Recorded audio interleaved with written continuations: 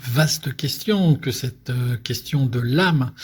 Alors moi j'ai envie de vous dire, pour s'intéresser à l'âme, il faut peut-être un petit peu remonter le fil, parce que finalement, d'où vient l'âme, hein? Alors d'où vient l'âme? Quelle que soit l'approche religieuse, que ce soit le christianisme, le judaïsme, l'islam, le taoïsme, le bouddhisme, l'hindouisme, on retrouve toujours le même triptyque. On a une âme qui est créée par un souffle divin, qu'on appelle l'esprit, et le souffle divin, et le mouvement, et Dieu en mouvement, finalement.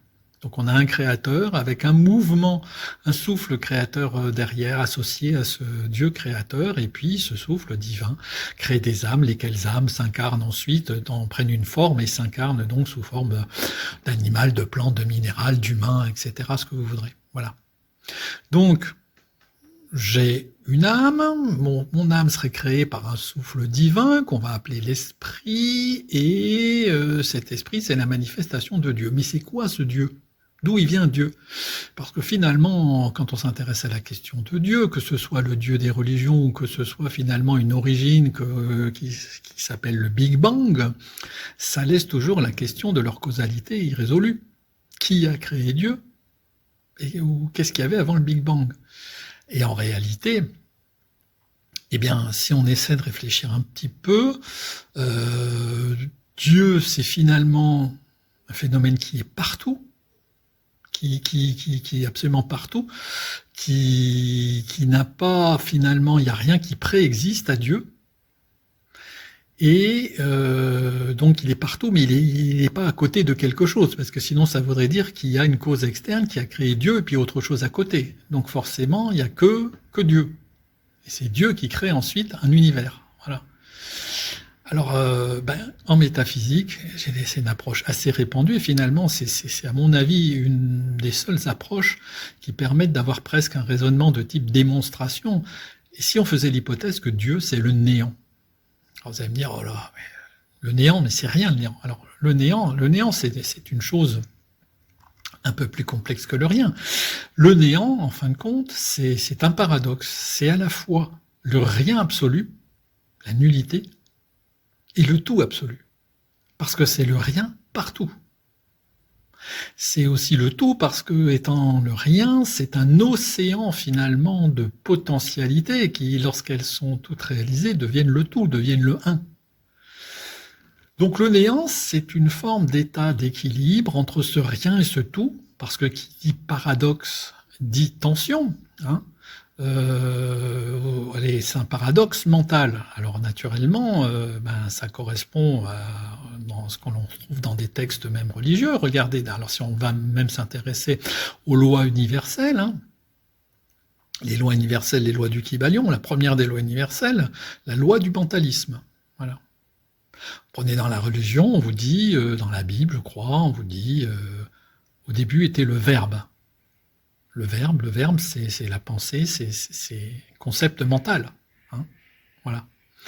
Donc c'est un paradoxe, le néant, c'est un paradoxe entre le rien et le tout, et le rien et le tout qui s'opposent. Et le rien et le tout qui s'opposent, ça génère une tension, ça génère une forme d'énergie. Alors vous allez me dire, comment? Je vous donne un exemple tout simple. Si je vous dis, cette phrase est fausse. Cette phrase est fausse. Alors est-ce qu'elle est vraie? Si elle est vraie. Mais si elle est vraie, c'est qu'elle est fausse. Non, elle est fausse, puisque la signification, c'est cette phrase est fausse. Le contenu, c'est elle est fausse. Oui, mais si c'est une phrase, si elle est vraie. Enfin, si cette phrase est fausse, ok, mais si elle est vraie, c'est qu'elle est fausse. Et vous voyez un peu l'agitation mentale, de dire, oh, ça me fait des nœuds à la tête, j'ai mal à la tête. C'est là où vous comprenez qu'il y a cette agitation mentale, c'est des tensions. C'est pareil avec le néant. Le néant, c'est le rien ou c'est le tout? Alors non, c'est la nullité partout. Donc c'est tout. Non, c'est rien parce que oui, mais c'est tout parce que c'est pas ça. Donc vous comprenez simplement ce concept de paradoxe mental, ce concept d'opposition permanente entre la nullité et l'infinité. Et donc cette opposition, c'est la nullité qui naturellement se distingue de l'infinité, puisque la nullité dit mais je peux pas être le tout, je suis le rien. Donc là, il y a une vraie opposition. Le zéro, finalement, se distingue de l'infini. La nullité se distingue de l'infinité. Mais de la même manière, l'infinité, elle, se oppose. L'infinité, elle s'assimile à la nullité. Pourquoi? Mais parce qu'il y a une seule chose qui soit infinie, c'est la nullité. Pourquoi? Parce que si vous pensez à une chose, quelque chose, n'importe quoi, une chose, un objet, une chose, c'est forcément délimité, c'est forcément borné. Donc ça ne peut pas être infini. La seule chose, le seul concept qui puisse être infini, c'est justement pas une chose, c'est rien, c'est la nullité. Donc la seule chose infinie, c'est la nullité, d'où le fait que la nullité s'assimile, l'infinité s'assimile à la nullité. Voilà. Et on a ces deux forces là qui s'opposent. Ces deux forces ont une tension forcément infinie, et donc qui font que on a une tension infinie, donc un équilibre. Ce néant est un équilibre finalement entre un équilibre instable, puisque qui dit tension infinie dit quand même équilibre instable. Voilà. Donc ça serait notre définition de Dieu finalement, de dire bon bah ok, donc ce Dieu c'est ce néant c'est un concept mental, c'est une opposition permanente entre deux forces, entre la nullité qui s'oppose à l'infinité et l'infinité qui s'assimile à la nullité. Et tout ça, ça crée le néant. Alors ok, oui, bon. À partir du moment où on accepte ce principe, on se dit très bien, mais alors cette nullité, donc c'est une opposition permanente, c'est instable, ok. Eh bien, cette nullité, ce néant, il est vivant, ce néant, il vibre. Il vibre parce que justement, cette opposition permanente finalement entre tous les points de ce néant, tous les points de nullité finalement, tout ce qui compose, ça fait un état vibratoire. Et ça, on le retrouve, c'est en physique quantique, où les physiciens quantiques aujourd'hui disent, mais le vide n'est pas vide, on a affaire à un vide vibratoire. On retrouve, la science corrobore parfaitement cette vision du néant originel qui s'agite. Voilà. Donc, on a l'esprit. L'esprit, c'est finalement cette manifestation du néant, ces vibrations du néant. Le néant, finalement, se manifeste sous l'esprit. L'esprit, c'est le néant en mouvement. Hein, le néant qui libère sa tension infinie et instable et qui le fait vibrer. Du coup, les potentiels qui sont les points de nullité, c'est là où on sent qu'on parle de potentialité, puisque ce néant qui vibre tout entier, on sent une énergie qui a besoin de se libérer. Et ça, ce sont toutes les potentialités de ce néant. Ce néant, ça regorge toutes les potentialités qui peuvent s'actualiser à tout moment. Ce néant, c'est tout. C'est le tout. Quand on parle du tout, c'est tout. C'est tout, c'est toutes les formes de plantes qui peuvent exister, c'est toutes les formes, toutes les couleurs, c'est toutes les notes de musique, c'est l'infinité des possibles. C'est ça le néant et c'est ça Dieu finalement. Voilà. Donc, cette opposition, simplement, si on lui donne un nom, si on va un peu plus loin, cet esprit qui se manifeste, ces deux forces d'opposition, cette nullité qui s'oppose, qui se distingue de l'infini, eh bien c'est ce qu'on nomme la conscience.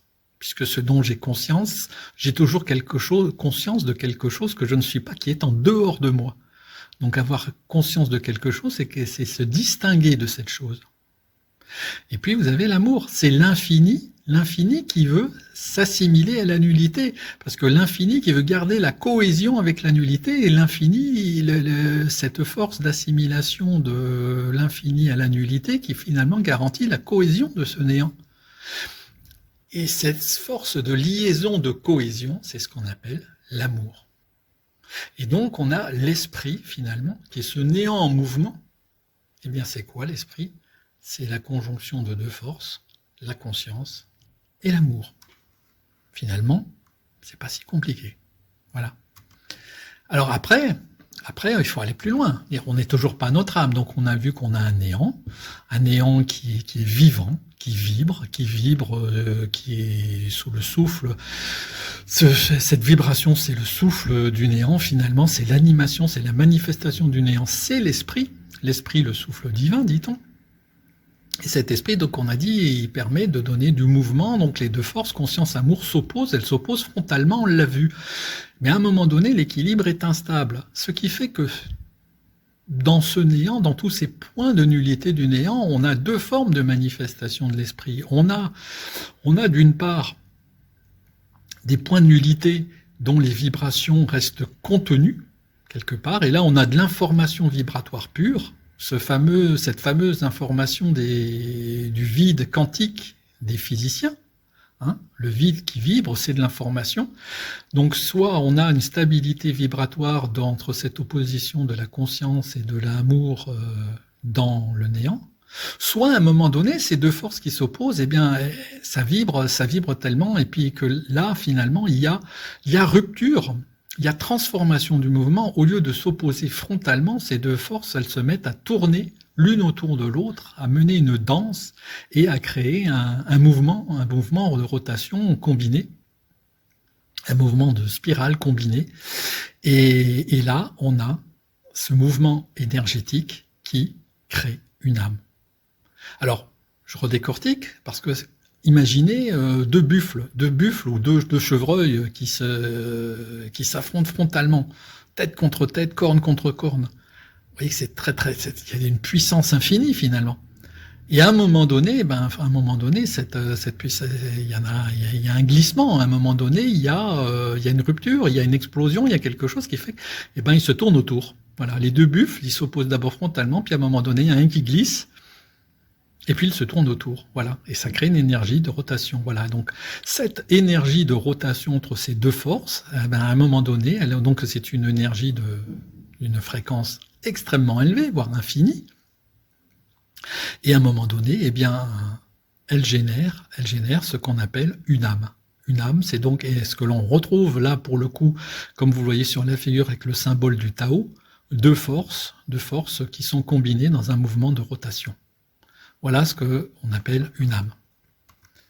Alors après, on peut aller un peu plus dans le détail, parce qu'on a vu donc que l'esprit en mouvement de manifestation du néant, en fin de compte, à partir d'une information, on a vu quand ça vibre, quand les deux forces vibrent en s'affrontant, on a quelque chose qui vibre de façon assez plutôt stable, et c'est une information vibratoire. Et puis, à un moment donné, on a une vibration beaucoup plus qui devient instable, et puis on a création d'un mouvement rotatif. Donc là, on a création de l'âme, avec les deux forces conscience et amour, et puis cette énergie, elle va se densifier. Ce qui fait qu'on va avoir naissance finalement d'un noyau, on va avoir une expansion d'énergie, couche par couche, et petit à petit, ça va se créer ce qu'on appelle un tore énergétique. Alors c'est ni plus ni moins, imaginez un gros beignet, mais au milieu du beignet, vous avez ce qu'il y a de plus dense, ce qu'il y a de plus dur, l'énergie la plus dense possible, et ça c'est ce qu'on appelle de la matière, et donc c'est la forme.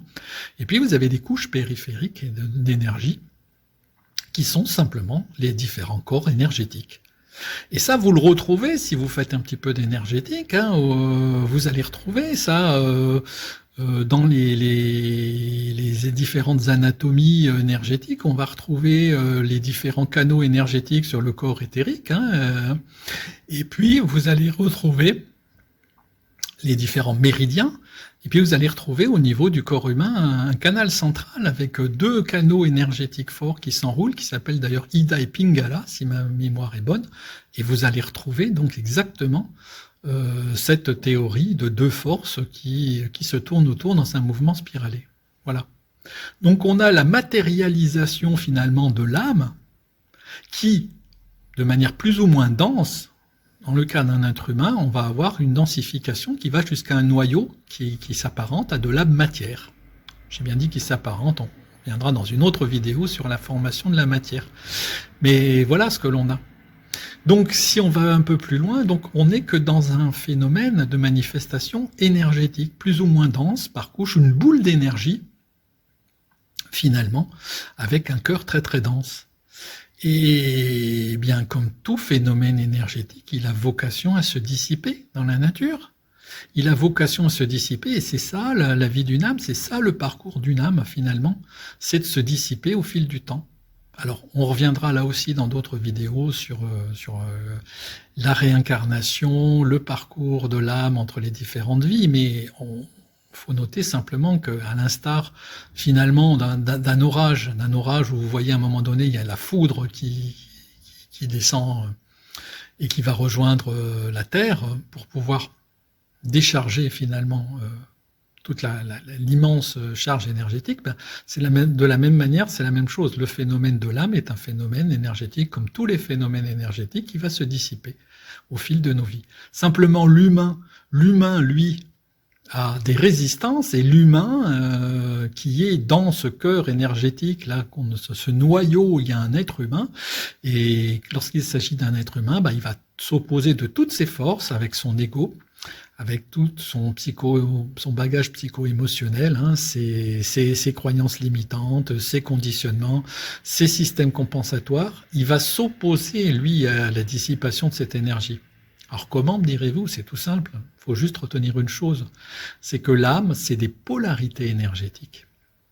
C'est-à-dire que, je vous ai parlé de couches, eh bien, on a différentes polarités, et ces polarités énergétiques, eh bien, il faut qu'elles soient harmonisées, il faut qu'elles s'harmonisent.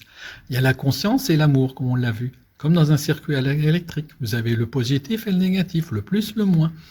Ben, c'est la même chose que dans un circuit électrique. Alors simplement, vous allez avoir, moi je traduis que les polarités de l'âme, pour bien comprendre pour un être humain, ça correspond simplement à nos besoins fondamentaux. Ces polarités de l'âme, c'est à la fois, puisqu'il y a deux composantes, la composante conscience et la composante amour, il y a à la fois les besoins qui sont déclinés, les besoins de la conscience, c'est-à-dire nos besoins d'unicité, et il y a d'autre part tous les besoins qui se rapportent à l'amour, qui sont nos besoins de lien, de cohérence, d'affection. Voilà. Donc on retrouve nos besoins fondamentaux, hein, estime de soi, sécurité, intégrité, et puis besoin d'appartenance, besoin d'amour, etc. Voilà. Donc harmoniser nos besoins, harmoniser nos polarités, laisser les polarités de l'âme se dissiper, s'harmoniser, etc. C'est juste faire en sorte de nourrir sainement ses besoins. Et nous, on fait tout le contraire, on passe des vies et des vies à faire en sorte, parce que déjà on ne connaît pas nos besoins, on fait en sorte finalement de résister plutôt que d'accueillir et d'accompagner. Mais ça sera l'objet d'autres vidéos. Retenez simplement que cette boule d'énergie en différentes couches, eh bien, ça représente différentes polarités, et que pour un être humain, ces polarités, ce sont ses besoins fondamentaux, et que lorsque l'on nourrit sainement nos besoins fondamentaux, on ne résiste plus, on n'a pas de mécanisme de résistance qui est en place, donc l'énergie peut se dissiper, la vie peut être plus fluide, et donc ça se ressent évidemment dans notre vécu. Et ça, c'est un autre sujet, l'impact psycho-émotionnel. Donc on a simplement là bien la vision de l'âme en tant que manifestation énergétique en couche qui prend une certaine forme et qui, comme tout phénomène de dissipation, de tout phénomène énergétique, va demander à se dissiper. Voilà, c'est ça le parcours d'une âme qu'on verra dans d'autres vidéos. Alors voilà, vous pouvez retrouver donc une infographie qui résume un petit peu tous ces éléments. Toutes les infographies sont disponibles sur le site meos.fr, et puis je pense que on aura l'occasion de revenir là-dessus dans cette série de vidéos sur la démystification des concepts spirituels. On verra ce que c'est, notamment que le parcours de l'âme, on verra ce que c'est que la matérialisation, ce qu'est la matière finalement, cette fameuse illusion de la matière dont parlent aussi les physiciens. On verra ce que c'est que la lumière, on verra la matrice, voilà, on n'a pas fini d'en discuter. En tout cas, moi je vous invite à laisser un commentaire sous la vidéo si vous avez des questions, si vous avez envie de commenter, de laisser un avis. De toute façon, je suis disponible. Et puis, je vous souhaite une très bonne journée. À bientôt.